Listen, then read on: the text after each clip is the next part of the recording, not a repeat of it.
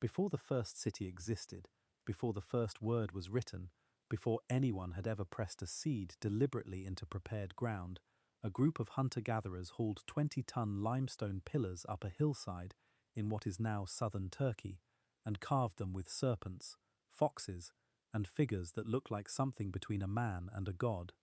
They had no metal tools, no pottery, no permanent homes, no agriculture. And what they built is still standing 11,000 years later. That single fact demands an explanation, and the explanation requires understanding a world that existed long before farming, a world that farming destroyed and replaced. The world that became, through thousands of years of compressing transformation, the foundation of every civilization that followed, including the one that gave us the oldest pages of the Bible. This is the world of the first farmers. To understand it, you have to go back much further than the first planted seed. You have to begin where the story truly starts, at the end of the Ice Age, in a landscape that looked nothing like anything that came after it, occupied by people whose knowledge of the natural world was deeper than most of us can imagine, and whose way of life was about to be altered beyond all recognition. 20,000 years ago, the Levantine Corridor, the arc of territory that runs from the foothills of the Taurus Mountains in southern Turkey down through Syria, Lebanon, Israel, and Jordan to the northern edges of the Sinai, was a colder and drier world than it is today. Sea levels were approximately 120 meters lower than they are now. The Mediterranean coastline sat significantly further west. Where modern port cities now stand, there was dry land extending into what is now open water. The Levantine interior was dominated by open grassland and dry steppe, swept by cold seasonal winds, the landscape broken by stands of trees in river valleys and along mountain slopes where moisture collected through the winters. The people living in this world had no concept of what farming would one day mean. They were hunter-gatherers, organized into small, mobile bands, 20 to 50 individuals, extended family groups moving across the landscape with the seasons, following the migrations of game herds, tracking the fruiting cycles of wild plants, camping near springs and river confluences where water was reliable. Their possessions were light enough to carry. Their shelters were temporary structures of poles, brush, and animal skins, built in an afternoon and abandoned without regret when the band needed to move. Do not mistake their mobility for poverty. The knowledge these people carried was extraordinary. They understood the landscape the way a master craftsman understands material, through the body, through repeated engagement over a lifetime and across generations. They knew which plants produced edible seeds in which week of the autumn. They knew the exact corridors where the gazelle herds moved in late September. They knew which hillsides held the best wild almond trees, which stream beds had fish in the spring, which springs were reliable in the driest summer months. This was not primitive knowledge. This was accumulated ecological intelligence of the highest order, the kind that allows a community to live off a landscape without destroying it, year after year, generation after generation. Their toolkits were sophisticated and diversified. Flint blades struck from carefully prepared cores in techniques that required hundreds of hours of apprenticeship to master. Bone needles thin enough to stitch fine skins. Ground stone mortars and hand stones for processing plant foods. Compound tools made from multiple materials bonded together with plant resin adhesives. Personal ornaments made from marine shells, animal teeth, and worked bone. They buried their dead with deliberate care. This was not a desperate, marginal existence. For most of its duration, it was a highly functional, environmentally integrated way of life that had sustained human populations for hundreds of thousands of years. But it was a way of life that depended absolutely on the stability of the natural world around it. When that world changed, everything changed with it. Starting around 14,000 BC, temperatures across the Near East began to climb. The warming came in pulses, with reversals, but the overall direction over centuries was clear: warmer, wetter, more productive. The forests that had been confined to mountain refugia during the coldest centuries pushed outward and downslope across the hill country. Oak and pistachio woodlands, today confined to the higher elevations of the Levantine Mountains, spread broadly across the lower slopes and the upper hill zone. Rivers deepened as snowpack increased on the Anatolian and Zagros mountain ranges, and glacial melt poured into the great drainage systems of the region. Wild grasses, the direct ancestors of what would become wheat and barley, spread across the Fertile Crescent in dense, productive stands that could be harvested in enormous quantities.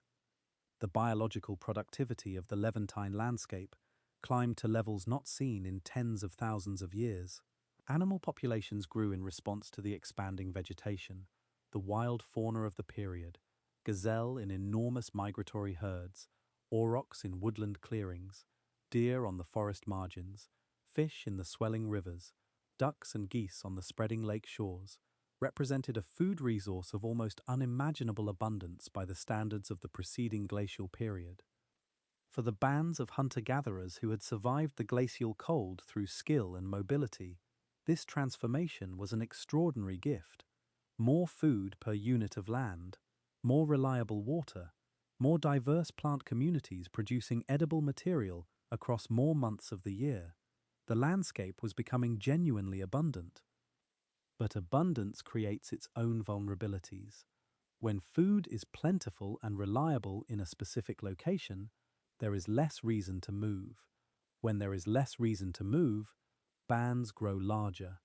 When bands grow larger, they develop stronger connections to the specific territories that sustain them. When those connections strengthen, mobility begins to erode, and with it, the primary survival strategy that had sustained humanity for hundreds of thousands of years. The bands that had expanded in the rich warm years, that had grown in size and begun to depend on the productivity of specific, now familiar territories, were about to discover how fragile that abundance could be. Around 12,900 BC, a dramatic climatic reversal struck the northern hemisphere. The event is called the Younger Dryas, named for the cold-loving dryas plant whose pollen marks the cold interval in geological cores, and it was severe and rapid. Temperatures across the Near East plummeted within decades, perhaps within a generation. Forests retreated back toward their mountain refugia. The wild cereal stands that had multiplied across the Levantine hill zone contracted sharply as annual rainfall decreased. Gazelle herds thinned as their pasture grounds dried. Rivers ran lower. The resource base that communities had come to depend on compressed suddenly, and the compression lasted roughly 1,200 years. Consider what 1,200 years means to human communities without writing. It is 60 generations. 60 generations of people who had known nothing but the difficult conditions of the Younger Dryas, who had inherited no memory of the abundance that preceded it, who were managing the best they could with a landscape that no longer offered the surplus it once had. For these communities, the challenge was not to return to some remembered better past. It was simply to survive the world they had. This crisis is where the real story of farming begins, not in abundance but in stress, not in leisure but in necessity. The communities that survived the Younger Dryas were the ones that had developed the most intensive, the most systematic, the most managed relationship with the plants and animals of their landscape. They had learned to harvest wild grasses more efficiently, to store the processed grain, to protect productive wild stands from competing vegetation and browsing animals. They had learned to manage the landscape rather than simply exploit it. That management, intensified under pressure, was the invisible first step toward what would eventually become agriculture. Pollen cores extracted from the sediment layers of the Sea of Galilee record this entire sequence in compressed botanical detail.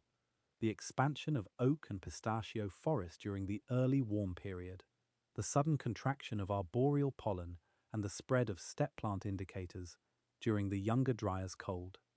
The reappearance of dense wild cereal pollen signatures as the warming resumed after 11,700 BC. The geological archive does not tell us what these changes felt like to the people living through them, but it confirms with precision the environmental framework within which every human decision of this period was made. When the Younger Dryas ended around 11,700 BC, and the final warming of the early Holocene transformed the Levantine landscape for good, a new kind of human community was already emerging. A community that had survived the cold by intensifying its relationship with the land, and that had learned, in the process, that staying in one place could be more valuable than the freedom to roam.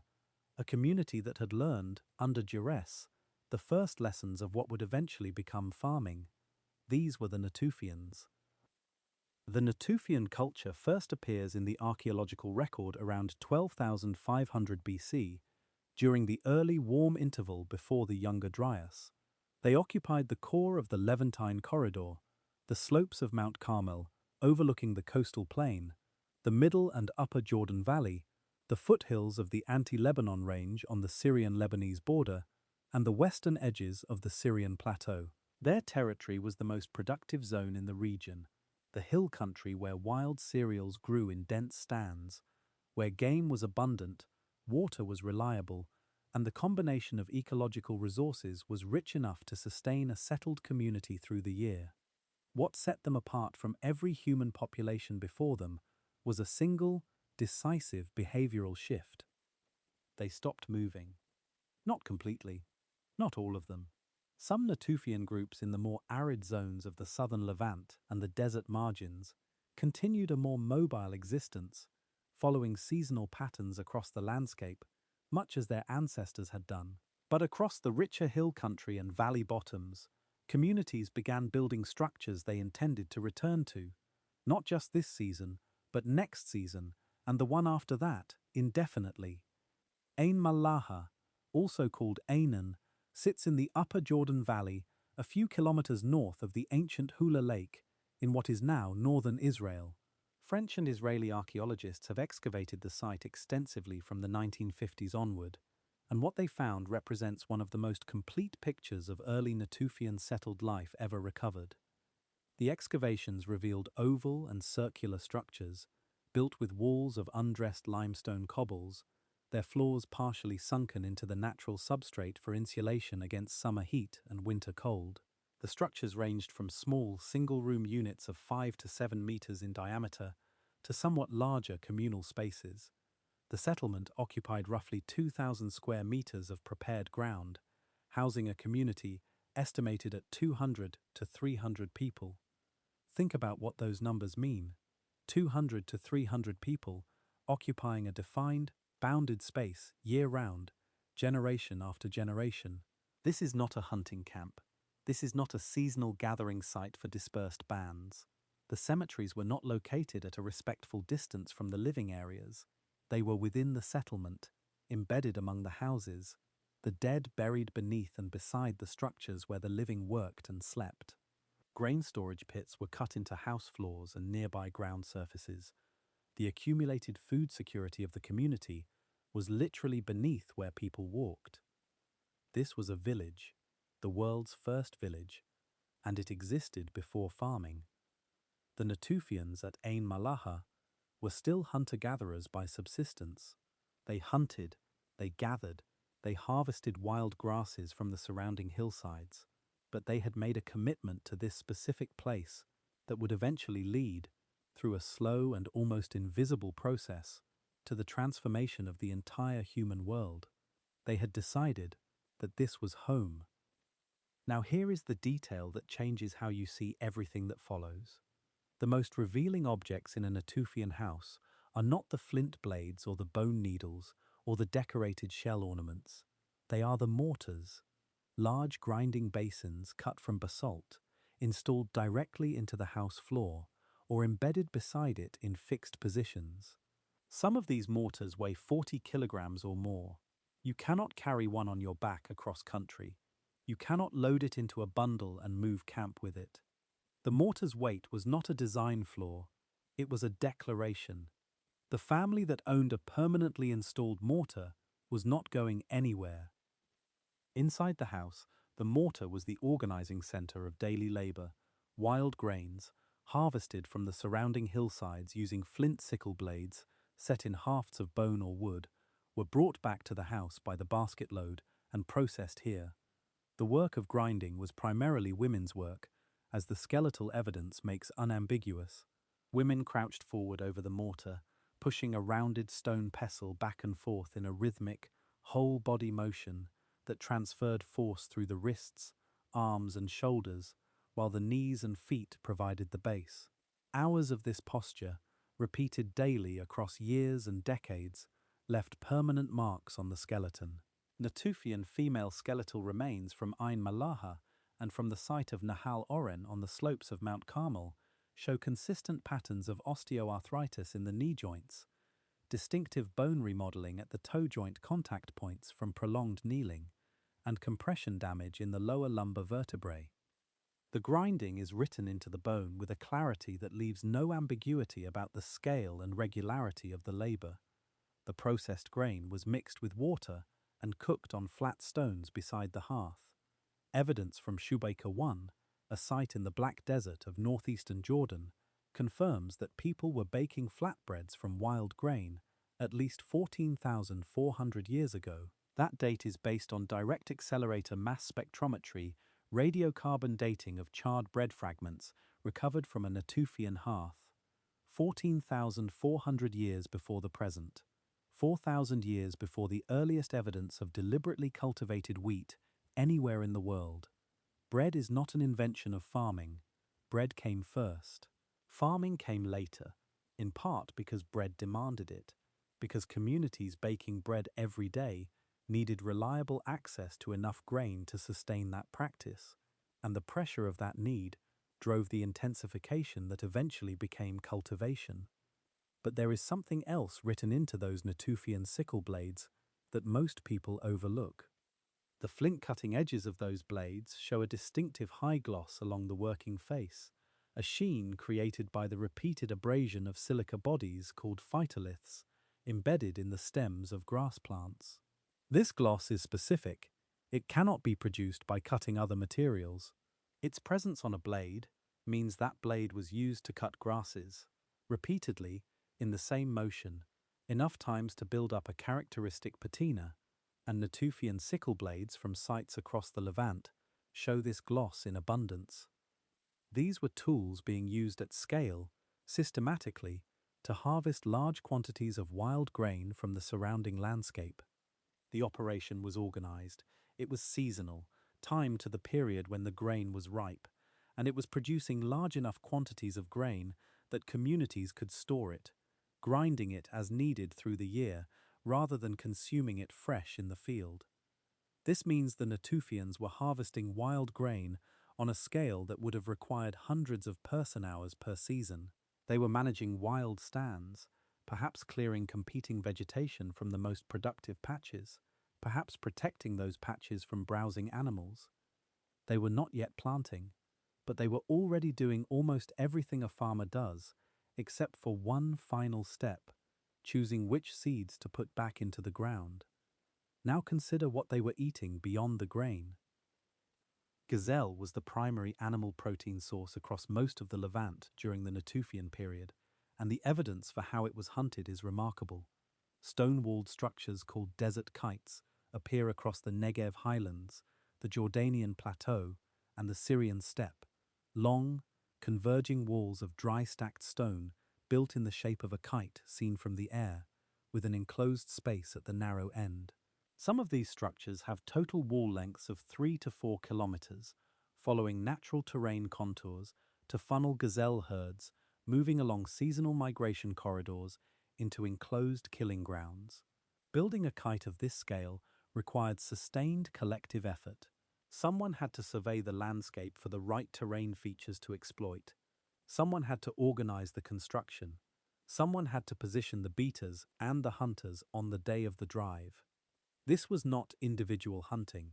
This was community-scale food production, organized at a level of social complexity that demands respect. Alongside gazelle, Natufian sites contain the bones of aurochs, the massive wild ancestor of domestic cattle, standing nearly 2 meters at the shoulder. Deer bones, wild boar bones, hare, freshwater fish from the Jordan River and the Sea of Galilee, tortoise shells gathered from the hillsides, ducks and other waterfowl from the lake shores. Plant remains from well-preserved sites include acorns from the dense oak woodlands of the hill country, almonds and pistachios from the rocky slopes, wild lentils and peas from the valley margins, wild grass seeds in multiple species, and starchy tubers from seasonally flooded lowland margins. The diet was diverse in a way that the farming diet that replaced it would never fully match again. High-quality protein from varied animal sources, healthy fats from nuts and fatty wild game, the full spectrum of vitamins and minerals from dozens of different plant species consumed across the year. The nutritional richness of this world was real, and it mattered, as the bodies of the people who lived it demonstrate. What the farming transition did to this dietary richness is one of the most counterintuitive revelations of the entire period. But before we arrive at that revelation, we need to understand the transition itself, and particularly the specific mechanism by which wild plants became domesticated crops. The transition from intensive wild grain harvesting to deliberate cultivation happened imperceptibly over centuries without anyone recognizing that a fundamental transformation was underway. There was no morning when a Natufian elder announced that today, farming began. The process was incremental beyond any individual's ability to perceive. Wild grasses were being harvested intensively. Communities returned to the most productive patches year after year, harvesting as much as they could carry, perhaps clearing competing vegetation from the edges of the most productive stands. In years when wild harvests were insufficient, the pressure to manage those stands more carefully intensified. Seeds spilled from carrying baskets in the disturbed ground near settlements, and plants grew from them the following spring, within convenient reach of the community. Over generations, the plants growing near human settlements were being selected, unconsciously, for traits that made them more useful to human harvesters. The genetic consequence of this selection is detectable even now. When humans begin systematically harvesting wild grain, they apply evolutionary pressure to wild plant populations. Plants with seeds that do not shatter from the stem when ripe, what botanists call a non-shattering rachiis, cannot self-sow as efficiently in the wild. In undisturbed natural conditions, they are at a slight reproductive disadvantage. But from the perspective of a human harvester, they are vastly more valuable. A plant whose seeds stay attached when the stalk is cut can be harvested efficiently, losing almost no grain to the ground. A plant whose seeds shatter at a touch scatters most of its grain before it can be collected. Over many generations of preferential harvesting of the plants that yielded most readily to the sickle, the non-shattering trait spread through the harvested populations without any conscious decision on anyone's part. By the time communities realized they were growing something different from the wild varieties in the surrounding landscape, the domestication had already happened. Modern genetic analysis confirms the precision of this story. Researchers led by Manfred Hoyne used microsatellite DNA analysis to trace the ancestry of cultivated einkorn wheat varieties from around the world back to wild einkorn populations from the western foothills of the Karakadag mountain range in southeastern Turkey. The birth of one of humanity's most consequential inventions has been located to a specific mountain range in a specific corner of the ancient world. Wild emmer wheat, the other foundational cultivated species, was domesticated in the southern Levant or the Fertile Crescent Arc somewhat later. Barley has multiple domestication points but a primary origin in the Jordan Valley region. The tool that marks the transition most clearly is not a seed, it is a hoe. In Natufian and early pre-pottery Neolithic A sites, the groundstone equipment consists of mortars, pestles, and grinding slabs, tools for processing harvested material after the fact. Then, in Pupna contexts from around 10,000 BC, a new stone form appears in the archaeological record, the groundstone hoe, a heavy, broad-bladed implement shaped for breaking and turning soil. This is not a harvest tool, it is a soil preparation tool. A hoe in the archaeological record is a statement. It says, someone prepared this earth in advance because they intended to put something in it. Someone committed to managing this specific patch of ground for the purpose of production. Someone, in other words, made a field. And making a field changed everything. A field is a commitment and a risk of an entirely new order. You clear the ground of competing vegetation, break the surface soil, plant the seed, and then you wait. The growing season in the Levant runs roughly 6 to 7 months from planting to harvest. During those months, the field must be weeded repeatedly because the disturbed, enriched soil that cultivation creates is ideal habitat for every fast-growing, light-hungry weed in the surrounding landscape. Animals must be kept away from the standing grain. Irrigation may need to be managed in drier years, and at the end of it all, a harvest window of 2 to 4 weeks, sometimes less, determines whether the entire investment of labor and hope yields a return. Too much rain, at the wrong point in the growing season, and the stalks fall over and rot before the grain can be cut.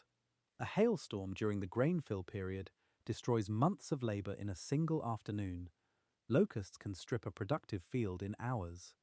Fire is a constant danger in the dry season, when a single spark in dry standing grain can consume a year's food supply in minutes. And if the harvest fails, there is no backup plan of the kind that had sustained humanity for hundreds of thousands of years. The hunter-gatherer's ultimate security system, the ability to move toward where food was available, had been surrendered in exchange for a permanent field. The mobile flexibility that was the species' oldest survival tool was now gone, traded for walls and mortars and seed stores that could not be carried. The psychological weight of this dependency was entirely new in human experience, and it was compounded by the connections that linked these communities to each other across distances that would have seemed incomprehensible to earlier generations. The early Neolithic world was not a world of isolated villages. It was a networked world linked by trade relationships of extraordinary scale and consistency that crossed mountain ranges, river systems, and the territories of dozens of independent communities. Obsidian, the volcanic glass prized across the Near East for producing the sharpest cutting edges available before the invention of metal, was the most important traded material of this period. Natural obsidian sources are geologically limited. They require specific volcanic chemistry that occurs in only a handful of locations across the Near East. The primary sources for Levantine communities were the volcanic centers of central and eastern Anatolia, the Çiftlik area in what is now central Turkey, the Bingöl region in the east, the area around Lake Van. Each of these sources produces obsidian with a distinctive geochemical signature, detectable by modern X-ray fluorescence analysis, that allows researchers to trace individual artifacts back to specific quarry locations with remarkable precision. When this analysis is applied systematically to obsidian artifacts from sites across the Levant and the Fertile Crescent, a consistent and striking pattern emerges. Obsidian from the Bingöl source appears at sites in the Jordan Valley, in southern Israel, in the Syrian interior, at distances of 700 to 800 kilometers from the quarry in straight-line measurement, across mountain ranges, across rivers, across the territories of dozens of independent communities. Someone was moving this material. Someone was maintaining the relationships that made the movement possible across those distances and through all those territorial boundaries. The existence of this trade system implies trusted relationships between communities, a concept of exchange value, and people whose social role included long-distance travel and negotiation. It implies, in other words, a social infrastructure far more sophisticated than the individual village would suggest.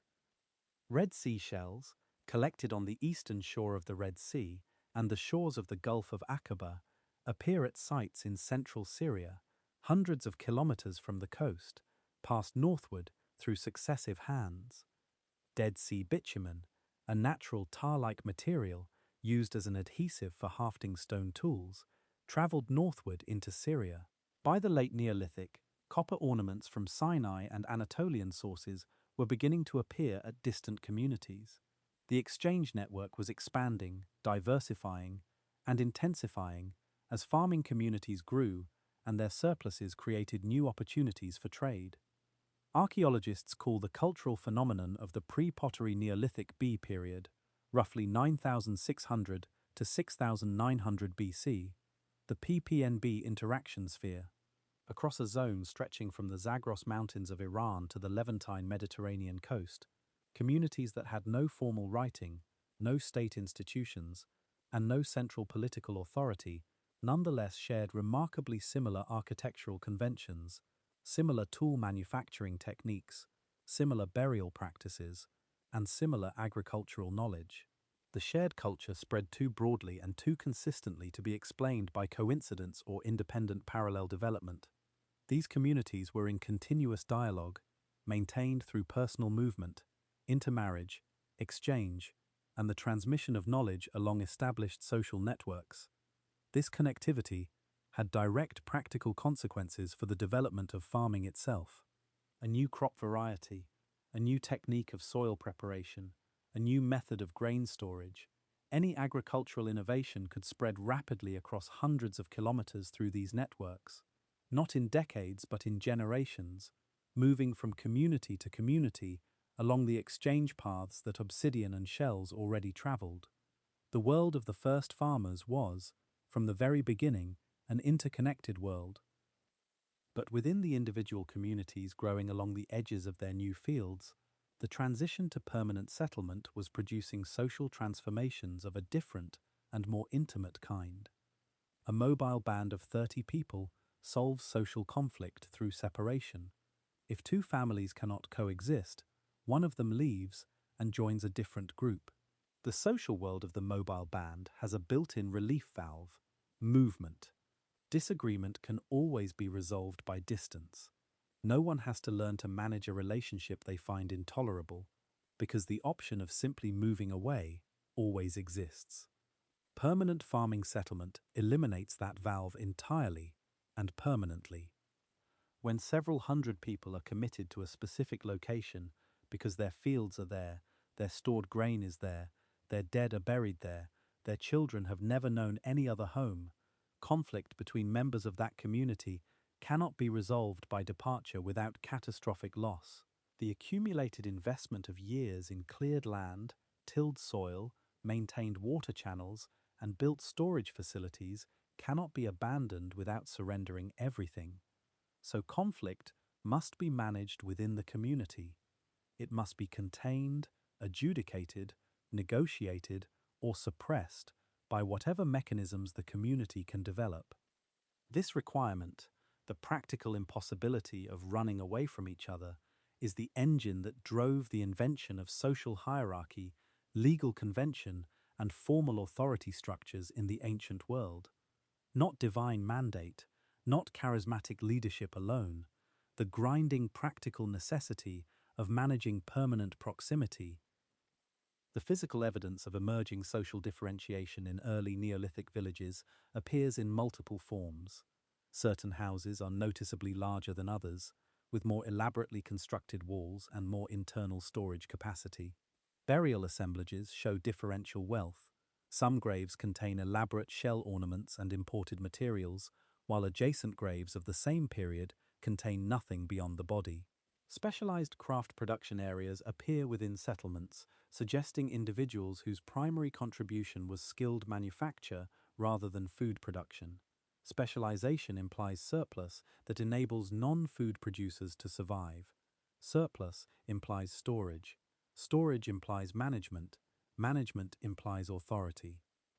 At Ain Ghazal, the pre-pottery Neolithic B site, now embedded in the suburbs of modern Amman in Jordan, these processes played out over centuries in an archaeological sequence of unusual completeness. The site began as a modest early Neolithic farming village, probably a few hundred people. Over the following centuries, the community grew. By approximately 7200 BC, the site had expanded to cover roughly 12 to 14 hectares, with a population estimated at 2,500 to 3,000 people. 3,000 people, living in permanent proximity, farming specific fields, sharing specific water sources, managing relationships with neighboring communities. By any reasonable definition, this was one of the first towns in the history of the world. Managing a community of that scale without writing, without formal legal institutions, without professional administrators, required a social infrastructure that went far beyond what extended kinship networks alone could provide. Someone organized the allocation of scarce water in dry seasons. Someone adjudicated disputes over field boundaries. Someone organized the communal labor required for maintaining the drainage channels that kept the fields productive. The specific forms these authority structures took are not directly recoverable from the archaeological record, but their existence is implied by the scale and complexity of the settlements themselves.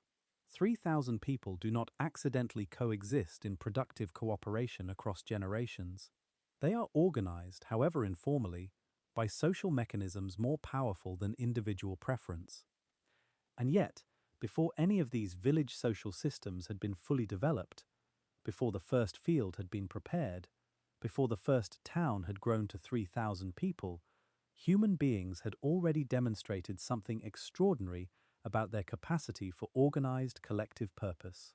They had done it not in the service of food production, they had done it in the service of something else entirely. They had built Göbekli Tepe.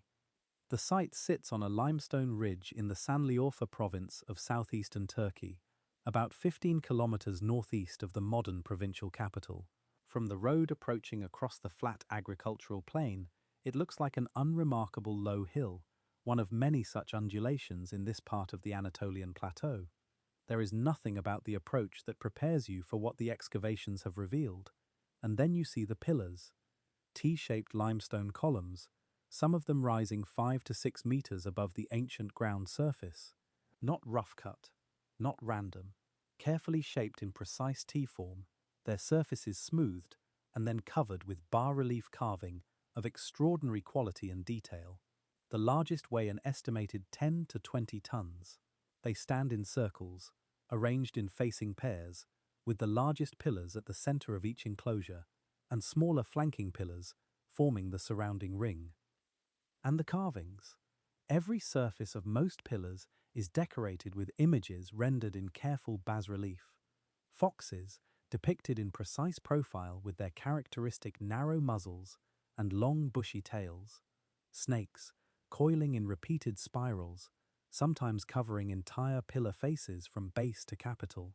Vultures with wings spread, their individual feathers delineated.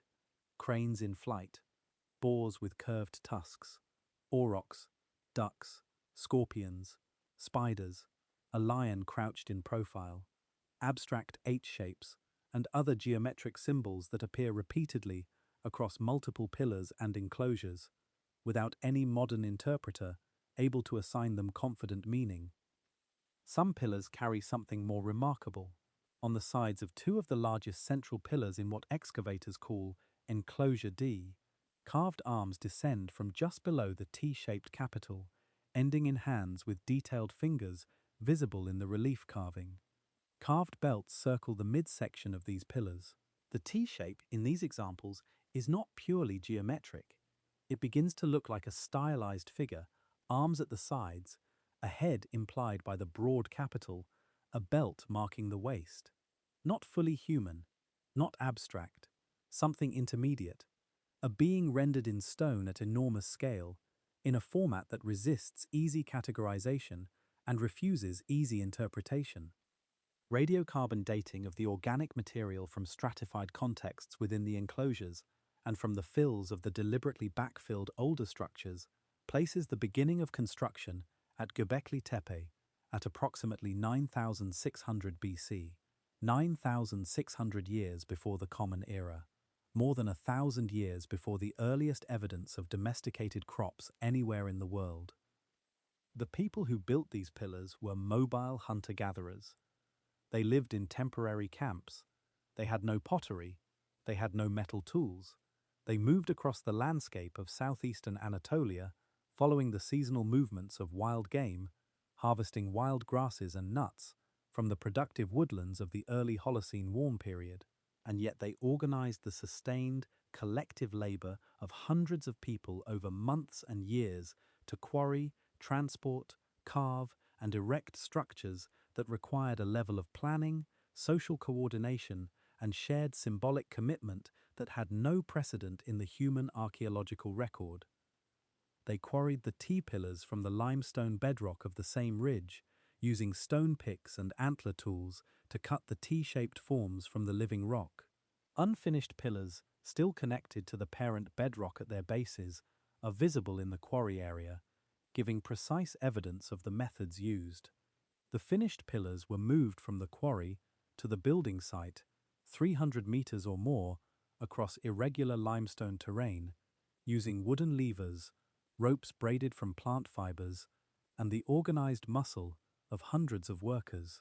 Raising a 20-ton pillar into an upright position and placing it in a prepared socket required not just brute force but engineering knowledge, careful planning, and the coordinated effort of many people working to a shared design.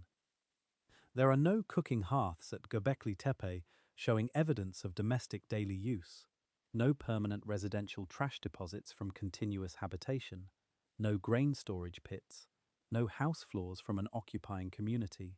The site was not a village. It was a gathering place. It attracted people, periodically, from surrounding communities and regions, for events of communal gathering, ceremonial feasting, and ritual practice. Its function was not domestic, it was sacred. The question of exactly what ritual events at Göbekli Tepe involved cannot be answered with certainty from the available evidence, but the physical characteristics of the site provide important guidance. The massive scale of the structures required labor contributions from multiple communities over extended periods, months of quarrying, carving, and construction work sustained by people who needed to be fed.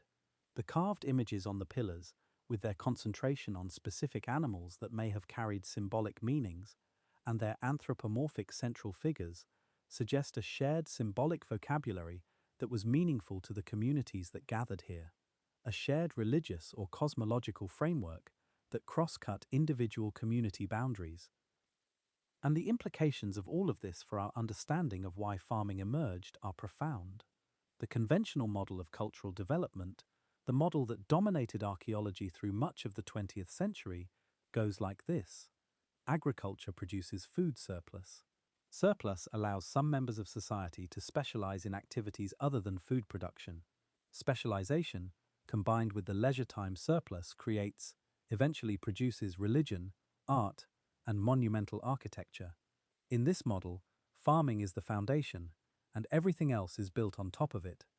Göbekli Tepe does not fit this model. It inverts it entirely. The most ambitious collective architectural project of its era was built by people who had not yet invented farming, organized religion, shared symbolic culture, and the capacity for large-scale collective labor existed before agriculture. This means that farming was not the precondition for religion, and if farming was not the precondition for religion, then the question is, what came first and why? Klaus Schmidt, the German archaeologist who directed the excavations at Göbekli Tepe from 1995 until his death in 2014, proposed an alternative sequence. The desire to gather periodically for communal ritual events of the kind Göbekli Tepe clearly hosted, required organizing reliable food supply for large numbers of people over the months of construction and ceremony. That logistical pressure, the need to feed the gathering reliably, may have been one of the social drivers of the intensified wild grain management that eventually tipped into deliberate cultivation. The spiritual and social need came first. Farming was, in part, the solution to a logistical problem created by the desire to worship collectively. In this reading, it was not agriculture that produced religion, it was the impulse toward communal worship that produced agriculture. Farming did not create the impulse to build something larger than yourself. That impulse built Göbekli Tepe 1,000 years before anyone planted the first intentional crop. Around the same time that Göbekli Tepe was being built and used, communities across the Levant were developing an elaborate ritual relationship with their dead, and the character of that relationship reveals something essential about how the first settled communities understood their connection to the land they had chosen to inhabit. Natufian communities buried their dead within the settlement perimeter, often directly beneath the floors of occupied houses. This was not carelessness or the result of insufficient land for separate burial grounds. It was a deliberate choice, consistent across dozens of sites, that expresses a specific relationship between the living and the dead. The dead remained part of the community. They stayed in the place where the living worked and ate and slept. The soil of the settlement was simultaneously the home of the living and the resting place of the generations that had preceded them. To live in this place was to live among your ancestors. Some Natufian burials were simple, a body placed in a pit, flexed on its side in a compact fetal-like posture, with minimal objects. Others were elaborate to a degree that reveals a complex ceremonial life and a sophisticated understanding of what the dead meant to the living community. At Hilazon Takshtit Cave in the Lower Galilee Hills of northern Israel, excavated by Liore Grossman and colleagues from the Hebrew University of Jerusalem, a burial was discovered dated to approximately 12,000 BC. An adult woman was placed in a carefully shaped oval pit that had been prepared specifically for her. Surrounding her body, arranged with evident intentionality and care, were 50 complete tortoise shells, the pelvis and tail of a wild boar, a complete human foot that did not belong to the buried individual, the wing bones of 2 golden eagles, the complete forelimb of a wild cat, and the pelvis of a leopard. The objects were not random grave goods placed without thought. They were assembled deliberately from multiple species and from at least one other human individual, and arranged around the body in a pattern that suggests a specific ritual grammar. The totality of the assemblage speaks to a symbolic vocabulary that this community shared and that this burial was designed to invoke, whether to honor the dead woman's role, to release something about her spirit, to protect the community from her power, or to celebrate the identity she had embodied. Whatever the interpretation, Liore Grossman and her colleagues have identified this individual as the strongest current archaeological candidate for a person who held a specialized ritual role, perhaps a shamanic or ceremonial specialist role, in their community. If so, she represents the oldest confirmed evidence of such a role anywhere in the world. By the time of the pre-pottery Neolithic B period, a new and striking practice had emerged at several sites across the Levant that makes the relationship between the living and the dead even more vivid. Skull curation. After a period of initial burial, sometimes months or years after death, the skull of the deceased was deliberately excavated and removed. Then it underwent a process of careful and skilled preparation. Lime plaster was applied to the outer surface of the skull in successive thin layers, built up to model the features of the living face, the contours of the cheekbones, the shape of the nasal bridge, the orbital ridges above the eye sockets, the line of the chin. The result was a 3-dimensional portrait of the individual's facial structure, rendered in white plaster over the actual bone substrate. Pigment, typically red ochre, was then applied to the plaster surface. And finally, in the most elaborate examples, the eyes were replaced. Shells, often cowrie shells, were inserted into the empty orbital cavities facing outward, recreating the appearance of open-looking eyes. These were not trophies. These were not masks for ritual performance, worn and put away. These were portraits, and they were kept in the homes of the living. Kathleen Kenyon's excavations at Jericho in the 1950s produced the first examples of plastered skulls, and they stopped archaeologists in their tracks. Subsequent excavations at Ain Ghazal in Jordan recovered a cache of 7 plastered skulls found together beneath a house floor, along with a larger assemblage of lime plaster statues depicting human figures, some of the most complete and elaborate early Neolithic sculpture ever found. The most intact of the plastered skulls, now displayed in the Jordanian Archaeological Museum in Amman, confronts the viewer with an uncanny presence. The eye shells catch the light from whatever angle you approach. The facial modeling, built up in plaster over actual human bone, is naturalistic enough to suggest the contours of a specific individual rather than a generic human form. The ancestors were not simply remembered, they were present. They watched over the household from beneath the floor or from a shelf in the corner of the living space. They were maintained as visible, material members of the community long after their biological death. And for communities newly committed to a specific territory, maintaining that connection was not merely emotional, it was constitutive. The land was theirs because their ancestors were in the land, literally, beneath the house floors and beside the storage pits. To claim the land, you maintained the ancestors. Their presence was the proof of the claim. This practice, the deliberate maintenance of the ancestors as a visible and watchful element of community identity, would echo through the biblical tradition for thousands of years. In the patriarchal insistence on burial in the specific cave of Machpelah, purchased near Hebron, in the inheritance laws that tied land to lineage, in the stories of people traveling vast distances to bury their dead in ancestral soil rather than foreign ground. Now here is where the story stops being romantic about what the world of the first farmers actually cost the people who lived in it. The human body records its own history with precision. Bones deform under sustained physical stress in ways a forensic anthropologist can read thousands of years after death. Teeth decay in specific patterns linked to specific dietary histories. Skull structure carries the signatures of specific nutritional deficiencies that left permanent marks in bone during childhood. And when archaeologists compare the bodies of Natufian hunter-gatherers with the bodies of the early Neolithic farmers who came after them in the same region, just a few thousand years later, the comparison produces a finding that continues to surprise people even now. Early farmers were, by most biological measures, worse off than the hunter-gatherers who preceded them.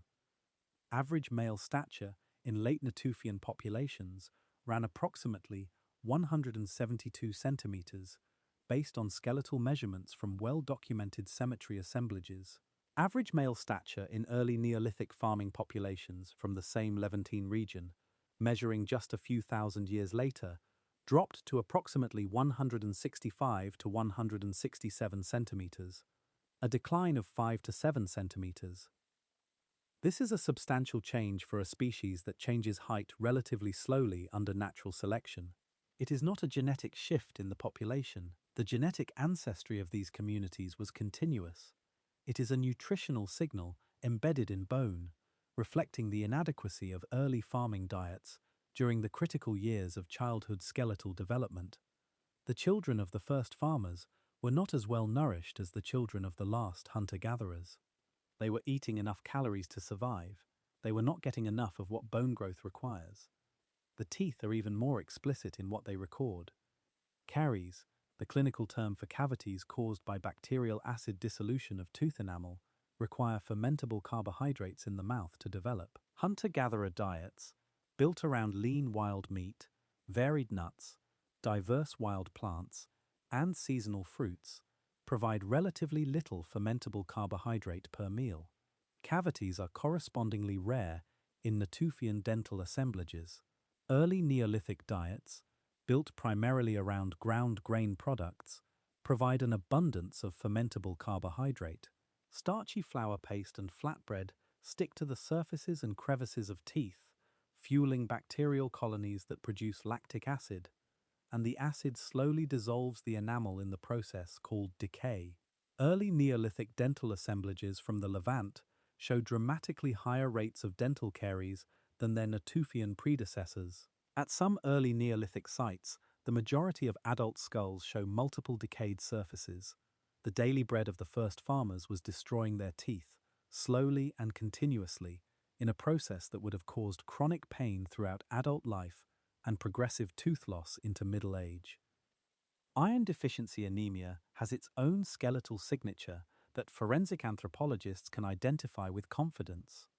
When iron is chronically insufficient during childhood, the blood-forming tissues of the bone marrow expand in response, pressing outward against the inner surface of the skull bones. The outer table of the skull, which is normally smooth and compact, becomes thin and porous, with tiny pits visible to the naked eye on the upper orbital ridges and the posterior skull vault. This condition, called parotic hyperostosis, is rare in skeletal assemblages from hunter-gatherer populations whose varied diets provided adequate iron from multiple sources. In early Neolithic farming populations from the Levant and from parallel archaeological contexts across Europe and Southwest Asia, it is common to frequent. The grain-heavy diet of the first farmers was iron-poor relative to the varied diet it replaced, and the phytate content of the bran in whole grain products further reduced the bioavailability of whatever iron was present. Spinal damage from the grinding labor accumulated across years, compression injuries in the lumbar vertebrae, wear on the facet joints, intervertebral disc pathology, all detectable in well-preserved skeletal remains, all appearing at higher rates in Neolithic farming populations compared to their predecessors. The labor of transforming grain into food, repeated every day across a working lifetime, left marks in bone that tell a story of chronic pain and physical deterioration that was entirely new in the human experience. And then came the diseases that the wild world had not prepared the human immune system to face. Tuberculosis has a wild reservoir in cattle and related bovids. The bacterium responsible for tuberculosis in humans, Mycobacterium tuberculosis, is closely related to the bovine form, and the timing of the human tuberculosis epidemic in the archaeological record correlates with the domestication of cattle and the beginning of sustained close-contact animal husbandry. Measles is related to rinderpest, a disease of cattle. Early forms of influenza have avian and swine reservoir populations. Smallpox's closest relative circulates in rodents. These relationships are not coincidences. They reflect a consistent biological process. When humans domesticated animals and began living in close, sustained proximity with them, in permanent settlements, animal-adapted pathogens gained repeated opportunities to cross the species barrier. Some of those crossings produced new diseases in human populations that had no evolved immune response to them. The first farmers were not just creating fields and villages, they were creating the epidemiological conditions for epidemic and pandemic diseases that would kill hundreds of millions of human beings over the following 10,000 years, right up to the present day. Given the weight of all this evidence, the question that demands an answer is obvious. If farming was demonstrably, measurably worse for human health in so many ways, why did it spread? Why did entire human populations in region after region around the world adopt a way of life that made them shorter, sicker, and more prone to infection? The answer is demographic. Farming communities reproduced faster than hunter-gatherer communities. The mechanism is understood with reasonable clarity. Mobile hunter-gatherer women breastfed their children for extended periods, often 3 to 4 years or more, and sustained breastfeeding suppresses ovulation through a hormonal mechanism, naturally spacing births. A mobile band also cannot carry more than one infant that requires active carrying.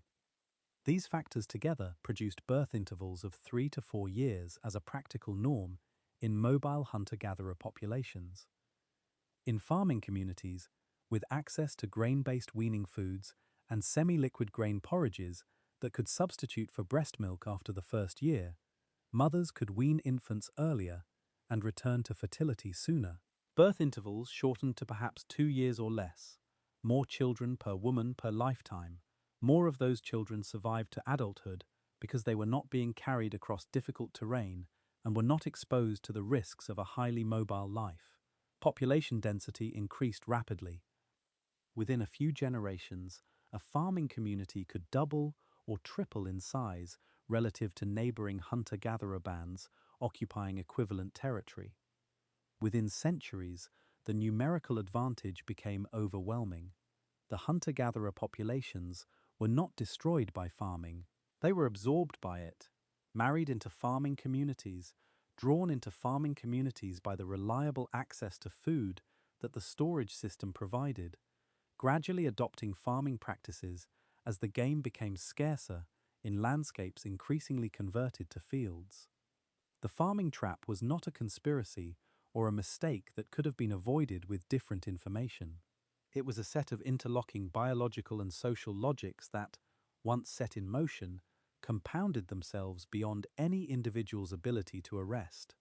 More food meant more children meant more need for food meant more fields meant more need for more labor meant more children. The system locked communities into an escalating cycle long before anyone understood what was happening or what it would cost. And the system created conflict. Mobile hunter-gatherer bands show relatively low rates of lethal interpersonal violence in the skeletal record. Not zero. Violence certainly existed in the pre-agricultural world, but the frequency of skeletal trauma consistent with intentional weapon injury is substantially lower in Natufian and pre-Natufian populations than in early Neolithic farming populations from the same region. The difference is territorial in its logic. A hunter-gatherer band that loses access to a foraging territory can move. The loss is painful, but survival elsewhere remains possible. Mobility is the ultimate hedge against territorial displacement. A farming community that has invested years in clearing woodland, breaking soil, building irrigation channels, constructing storage facilities, planting orchards, and waiting through multiple growing seasons for those orchards to bear fruit, cannot walk away from that investment without forfeiting everything. The fields are a possession, quite possibly the most valuable possession that any human beings had yet owned, and possessions create the conditions for violence. Skeletal evidence from Neolithic farming communities across the Levant and Anatolia shows an increasing frequency of specific injury patterns compared to earlier hunter-gatherer populations. Parry fractures, diagonal breaks across the radius or ulna of the forearm, produced by the classic defensive motion of raising the arm to block a downward blow from a weapon held by an attacker. These fractures heal, leaving distinctive patterns in the callus formation that trained osteologists can identify thousands of years later. Blade cuts on forearm bones, blunt trauma damage to skulls, embedded flint projectile points in the vertebrae and ribs of individuals who did not survive their wounds. These injuries tell a story of communities regularly engaged in organized violence, fighting each other over the resources, the fields, the water, and the territory on which their survival depended. The pattern is not of random individual quarrels. It suggests systematic group conflict between communities whose interests were fundamentally incompatible in a landscape of finite agricultural land. By the late Neolithic period, some settlements began to invest significant collective resources in physical defenses. Jericho sits in the Jordan Valley, just north of the Dead Sea, at an elevation roughly 260 meters below sea level, one of the lowest inhabited places on Earth. It is also one of the oldest sites of continuous occupation in the world, with settlement layers extending back to approximately 9000 BC. Its pre-pottery Neolithic A occupation, around 8000 BC, included a stone tower approximately 9 meters in diameter and originally standing between 8 and 9 meters tall, with an internal staircase of 22 cut stone steps ascending through its interior. A stone wall extended from the tower base around part of the settlement perimeter. Estimates suggest the tower alone required on the order of 11,000 person-days of labor to construct. Someone organized that effort. Someone maintained the commitment to complete it. The specific function of this structure remains debated among archaeologists, but the investment of collective labor it represents, whatever its primary purpose, speaks to a community managing serious pressures that demanded organized, physical response at a scale far beyond what any individual family could provide. The world of the first farmers was not a pastoral idyll of sun-drenched fields and communal harvests. It was a world under sustained and compounding pressure, demographic, nutritional, ecological, and violent. Communities were growing beyond what their fields could easily sustain. Relationships between communities were sometimes cooperative and sometimes violently contested. The investments of farming life gave both the motivation and the means for conflict that had no parallel in the more mobile world that preceded it. And out of all of this, the oldest stories in the biblical tradition remember it. The Book of Genesis does not name the Natufians. It does not describe Göbekli Tepe. It does not record the skeletal evidence of stature decline in early Neolithic farming populations. But in its most ancient layers, in the stories that generations of biblical scholars trace to the earliest strata of the oral tradition that eventually found its way into written text, it carries the experience of the agricultural transition with a precision that only becomes visible when you understand what that transition actually involved. Consider the garden.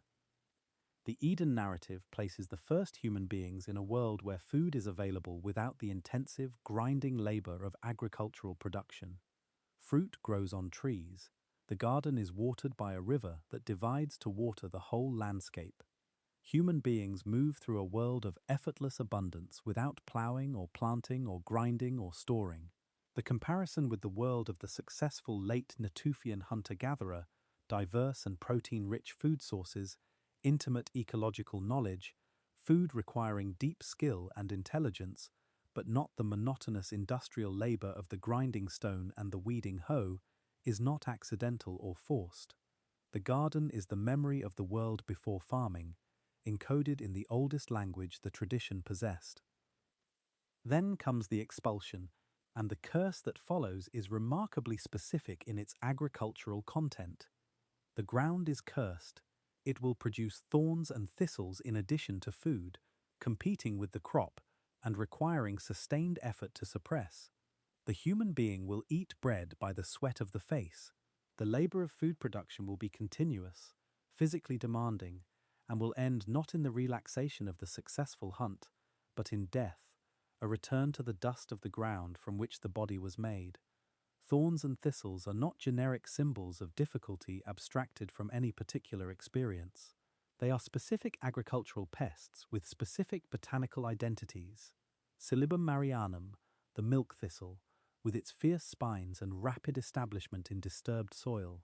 Sarcopterygium spinosum, the thorny burnet, which colonizes the edges of cleared ground across the Levantine hill zone. Wild chrysanthemum and prickly chicory and spiny rest harrow, these are the characteristic weeds of the Mediterranean farming landscape, and they thrive in exactly the kind of disturbed, enriched, irrigated soil that agricultural cultivation creates. The farmer who breaks ground for a new field creates ideal habitat for every fast-growing, light-hungry, weed-adapted species in the surrounding landscape. The thorns and thistles described in the Genesis text as the consequence of the expulsion from Eden are a precise and accurate description of a real agricultural problem that every Neolithic farmer in the Levant knew intimately and fought with daily labor. This is not metaphor, this is memory. The bread earned by the sweat of the face is the bread of the grinding stone. It is the 1 to 3 hours of daily grinding labor that the mortar demanded. It is the bread whose production damaged the knees and spines and teeth of the women who made it and required the sustained field labor of the men who grew the grain. The curse of Genesis 3 reads, against the background of the actual biological history of the agricultural transition, as a cultural memory of remarkable precision, encoded in story form, because story form is how the ancient world preserved the knowledge that mattered most. Then comes Cain and Abel. Cain is a tiller of the ground. Abel keeps flocks.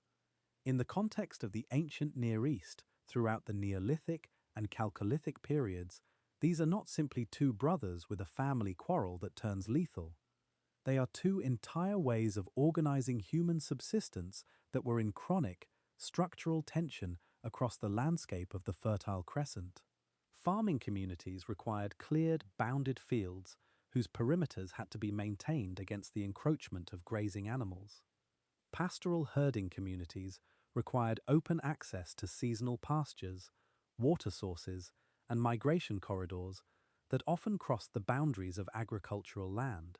The two strategies occupied overlapping territories and competed for the same critical resources: level ground, fertile soil, reliable water, and access to valley floors. The murder of Abel by Cain encodes the outcome of that contest in the most decisive narrative terms possible. The farmer kills the pastoralist. This is, broadly what happened demographically across the ancient Near East over the Neolithic and Chalcolithic periods. Farming communities, despite their biological costs, numerically overwhelmed and eventually absorbed the pastoral alternatives in most of the best agricultural zones, driven by the same demographic logic that drove the spread of farming against hunter-gatherer communities. Farmers reproduced faster. Within generations, they outnumbered and eventually outcompeted their neighbors who herded. What happens after the murder in the Genesis narrative is equally precise in its historical resonance. Cain is expelled from the land where the killing happened, sent out to be a wanderer. He fears that whoever encounters him will kill him, reflecting a world in which territorial violence was expected, and protection from it had to be explicitly negotiated and socially recognized. He is given a mark of protection, a visible signal that killing this person will bring consequences. And then, 2 verses later in the genealogical record, Cain builds a city. The first city mentioned in the biblical text, named after his son Enoch. Farmer, territorial violence, expulsion, fear of retaliation, mark of protection, city. The sequence is the archaeological sequence of the early Neolithic world, compressed into narrative that can be remembered and transmitted across oral generations without loss of its essential content. Farming communities, conflict over land, the social mechanisms needed to manage that conflict, and the eventual growth of settlements into the first urban centers. The progression from the 300-person village of Ain Malaha to the 3,000-person town of Ain Ghazal to the eventual cities of the Bronze Age is the trajectory Genesis encodes in the genealogy from Cain to Lamech to the craft workers and city builders of the antediluvian world. Understanding this does not require treating Genesis as a literal historical chronicle or reducing its theological meaning to anthropology. The stories carry far more than historical memory. They carry the weight of meaning that the communities who transmitted them attributed to these foundational experiences, the attempt to understand in the deepest human terms what this difficult transformation meant about the human condition, about the relationship between humanity and the divine, about why the world is characterized by labor and conflict and mortality rather than by the ease and abundance it might have been. That weight of meaning is not reducible to any archaeological framework, no matter how sophisticated. But the archaeological background makes those stories denser. It makes them carry more weight. When you read The Curse of Genesis 3, knowing what early Neolithic farming actually cost the people who practiced it in terms of their height, their dental health, their spinal integrity, and their years of grinding daily labor, the text stops being a generic story about disobedience and consequences. It becomes a testimony about a real transformation that real people lived through, encoded in narrative form by people who were still living in its consequences thousands of years after it happened, and who were trying to understand why the world had come to be the way it was. The first farmers did not know they were changing the world. They were responding to forces they could not understand or name, the compounding logic of climate change, demographic growth, and the biological trap that rewarded reproduction over individual well-being. They made themselves shorter. They gave their children worse teeth. They tied themselves to specific pieces of ground and then fought with lethal force to keep them. They built communities of hundreds and eventually thousands of people in permanent proximity, and they invented all the social mechanisms that proximity required: hierarchy, law, ritual, and the maintenance of the ancestors as a continuing presence in the affairs of the living. And out of all of that difficulty, that narrowing and that compounding pressure, they built the social complexity, the population density, the accumulation of stored knowledge across generations, and the institutional structures that eventually produced writing, law, cities, and the first texts in human history, including the one that opens with a garden and a curse, and a farmer whose offering was not accepted. The ground was cursed, the thorns did grow, the bread cost sweat and bone and years, and the first farmers bent their backs to it anyway, because there was no other direction to turn. and because that is what it costs to become the ancestors of everyone who came after. The question of what daily life actually felt like in the first farming settlements, on an ordinary day without crisis or ceremony, is worth dwelling on. Because most of what we call civilization grew from the rhythms of that daily life, from the routines that farming imposed on the body and the community over decades and centuries. The day in a pre-pottery Neolithic farming village along the Jordan Valley would have begun before sunrise. The animals needed attention: goats, sheep, and in some communities, cattle that had been domesticated from their wild counterparts and were kept penned near the settlement through the night for safety and milking. The smell of the settlement in the early morning was the smell of animal manure and wood smoke, and the particular earthy warmth of bodies in enclosed spaces. The first task, every morning, was to begin the fire from coals banked in the hearth the night before, using a bundle of dry grass and the breath. The fire served every purpose: cooking, light, warmth in the cold months, and the psychological anchor of the domestic centre. Water had to be fetched. In most Neolithic settlements across the Levant, the water source was not within the settlement itself, but at some distance, typically at a spring or stream bed in the valley below. The daily water carrying, done with large clay or stone vessels balanced on the head or carried in both arms, was another of the signature labours whose skeletal signature forensic anthropologists can detect: compression in the cervical vertebrae from decades of head loading. How far was the spring? Perhaps a few hundred meters, perhaps a kilometre or more in the dry season, when the nearest reliable water retreated upslope. The daily round trip, with full vessels weighing 20 to 30 kilograms or more, was the foundation of everything. Without water, nothing else could happen. Then the grinding began. The coarse grain from the storage pits had to be processed every day, because ground flour does not keep well in the warm months without attracting insects and molds. Fresh grinding was preferred over stored flour, which meant that the mortar occupied a predictable daily block of time. For a household of 5 or 6 people, consuming perhaps 1 to 2 kilograms of grain per day, experimental archaeology estimates that grinding time ran from 1 to 3 hours. Some tasks could be done simultaneously: mending tools, tending children, talking, singing, but the grinding itself required the full engagement of the woman's body, and the noise of stone on grain was a constant background to every Neolithic morning. The flatbread or porridge that resulted was cooked on or beside the hearth and consumed while still warm. Lentil soup if legumes were available. Dried fruit, nuts, or dried meat from the previous season's hunting if the household had managed that level of storage. The diet was not elegant, but in good years it was adequate, and in the best years it was something more than adequate, a reliable sufficiency that the hunter-gatherer world could not always guarantee. The fields demanded attention in season. Before planting, the soil had to be broken, a task done with wooden digging sticks reinforced with ground stone heads in the earliest Neolithic communities, before more efficient hoe forms had evolved. Breaking soil by hand, without a metal blade, is exhausting work, especially in the heavier alluvial soils of the valley floors that were most productive.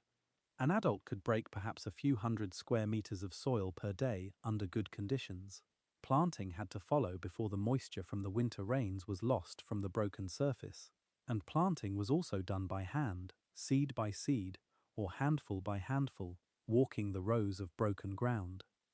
Then came the waiting months, the growing season, when the field was alive with potential but not yet complete. The weeding could not wait. Any significant weed growth competing with the young grain shoots would reduce the harvest in direct proportion to the light and water it captured. Weeding a grain field by hand is perhaps the most thankless of all farming labours. Endless, repetitive, physically uncomfortable, providing no immediate visible return. But a neglected field in the growing season was a diminished harvest in the autumn.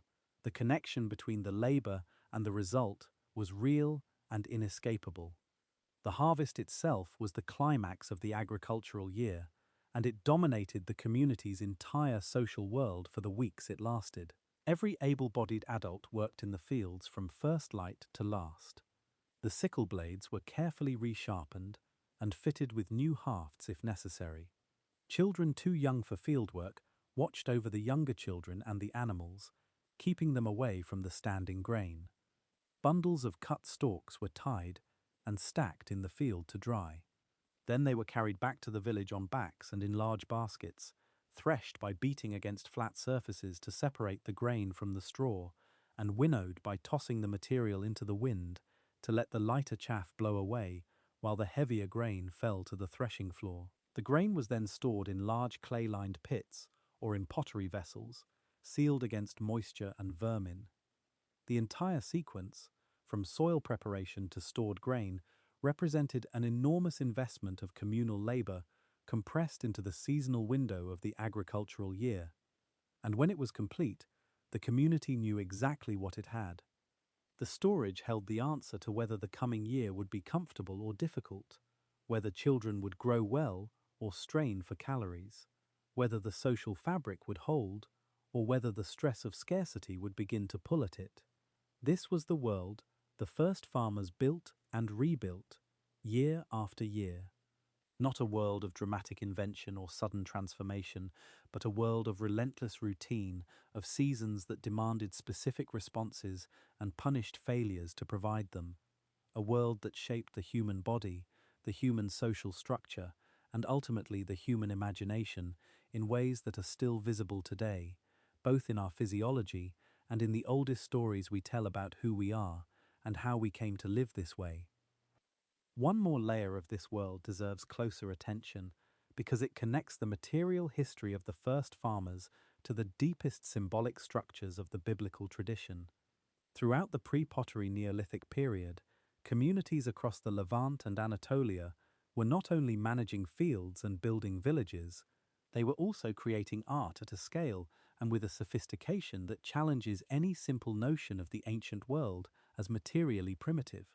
At Ain Ghazal, alongside the plastered skulls, archaeologists discovered a remarkable collection of lime plaster statues. 32 of them, some bust-sized, some full-length figures up to a meter tall, modelled with extraordinary skill in white lime plaster over reed and twine armatures. Many of the figures have bitumen-inlaid eyes, their gaze conveying an uncanny presence. Some appear to be paired male and female figures. Some show faces of an expressive realism that is jarring when you consider that they were made 9,000 years ago. These were not household figurines.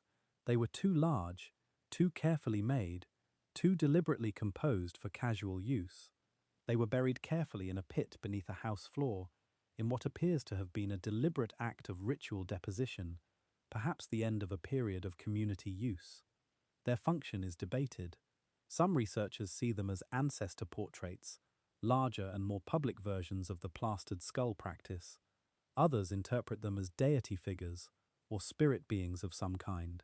Whatever their specific function, their existence confirms that the first farming communities of the Levant were engaged with questions of representation, identity, and the supernatural at a level of artistic and conceptual sophistication that deserves full respect. The same is true of the Göbekli Tepe carvings. The animals depicted at Göbekli Tepe were not chosen randomly. Foxes, snakes, and vultures dominate the iconographic program. These three animals share a biological characteristic. They are all scavengers or consumers of the dead. Vultures clean bones. Foxes eat carrion. Snakes occupy the liminal space between earth and underworld in the symbolic systems of many ancient cultures. The concentration of these specific species in the carved program at the world's oldest monumental religious site suggests that Göbekli Tepe's ritual function was connected to death, transformation, and the relationship between the living and the dead in ways that later biblical traditions would encode in their own imagery. The vulture that cleans the bones, the serpent in the garden, the underworld that lies beneath the surface of the inhabited earth. These connections are not proof of direct transmission.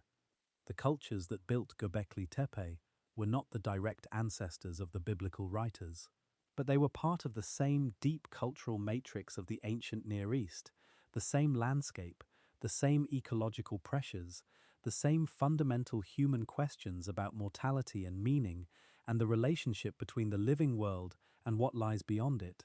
The symbolic vocabulary they developed, with its specific animals, its buried dead, its maintained ancestors, its monumental sacred architecture, flowed into the long tradition of Near Eastern religious and cultural expression that eventually produced the biblical text. When the biblical text describes the snake in the garden, the snake that mediates between the human world and a higher knowledge, it is drawing on a symbolic tradition that had already associated serpents with sacred liminality for thousands of years before the first word was written. When it describes the buried ancestors in the Promised Land as the source of legitimate title to that land, it is expressing in theological language the same logic that had made skull curation and ancestor maintenance central to Neolithic community identity for millennia before the first patriarch walked the Levantine hills. The world of the first farmers is not a footnote to the biblical story. In many of its deepest structures, it is the foundation that the biblical story was built upon. The domestication of animals deserves its own moment of attention in this story, because it happened in parallel with the domestication of plants, and it shaped the world of the first farmers at least as profoundly as the first fields did. The goat was probably the first animal domesticated in the Levant, with genetic and zooarchaeological evidence pointing to domestication events in the Zagros Mountains of what is now Iran and Iraq, beginning around 10,000 BC. Sheep domestication followed closely from wild mouflon populations of the Zagros and Anatolian highlands. Cattle from the aurochs, the massive wild bovid of the Levantine woodland, followed somewhat later, around 8,000 to 7,000 BC, in a more labor-intensive domestication process that required managing an animal that could weigh 700 kilograms and was significantly more dangerous than the wild progenitors of sheep and goats. Pigs, domesticated from wild boar, appear in the archaeological record at multiple sites across the Near East in the early Neolithic period. What did these animals add to the first farming villages beyond meat? Goats and sheep provided milk, but only after they were milked, which required techniques of animal management that had to be developed alongside the animals themselves. The early Neolithic people at sites like Ain Ghazal and Çatalhöyük in southern Anatolia were not consuming dairy products in the ways that later Bronze Age and Iron Age populations would. The evidence for large-scale dairying production comes later, but even at this early stage, the animals provided fat, hides, bone for tools, sinew for cordage, and dung that could be burned as fuel in landscapes where wood was increasingly scarce as the early farming communities cleared the woodland for fields. The labor of animal management added a new dimension to the daily routine of farming communities. Animals needed water. They needed protection from predators, both wild and human. They needed their movements managed to protect the crops from their grazing.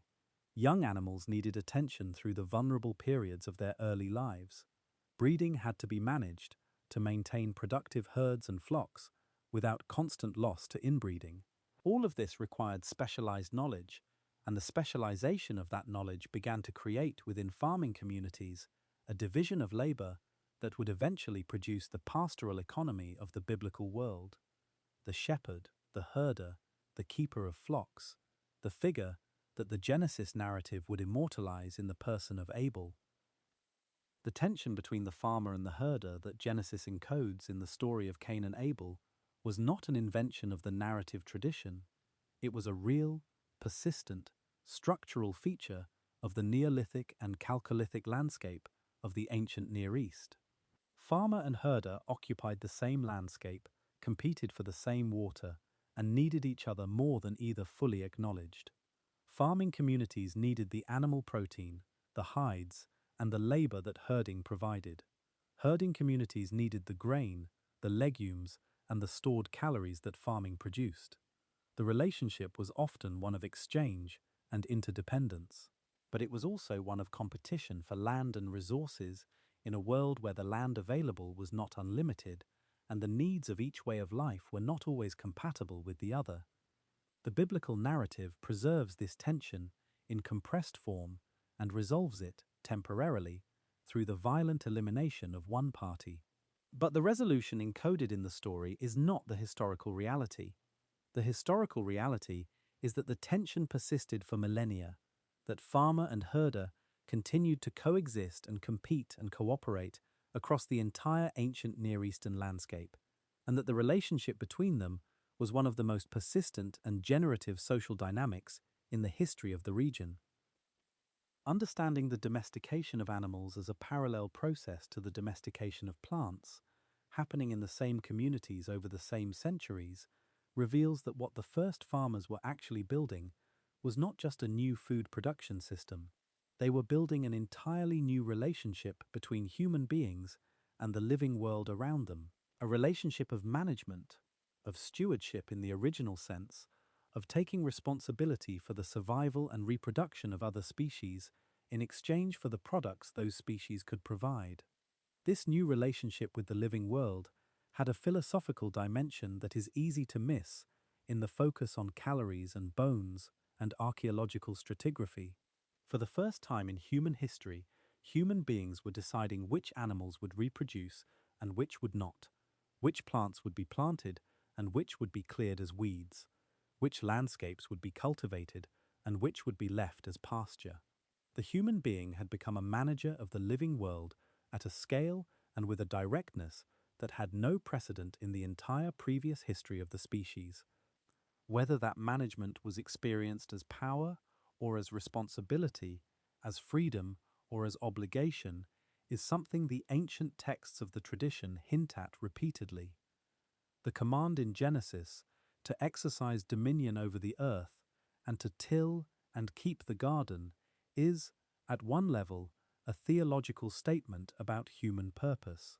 But at another level, it is a description of what the first farmers were actually doing, managing the living world, tending it, keeping it, and bearing the consequences, good and bad, of the choices they made in doing so. The legacy of the first farmers is not only in the crops they domesticated or the villages they built, it is in the psychological template they created for what it means to be human in a settled world, the sense that place matters, that the land belongs to those who have worked it, that the dead remain connected to the living through the soil they share, that labor is the price of sustenance, and that the community, with all its demands and conflicts and social obligations, is the irreplaceable framework within which individual life is lived and has meaning. The biblical tradition grew directly from this world. Its authors were not writing about the distant past when they described the first farmers. They were writing about the world their grandparents had lived in, stretched back through uncounted generations to the earliest communities that had made these choices and lived with their consequences. The garden and the curse, and the farmer with the unaccepted offering, were not myths invented to explain abstract theological puzzles. They were memories, compressed and refined through centuries of oral transmission, of real experiences that real human communities had lived through and had never fully resolved. The first farmers did not know they were making history.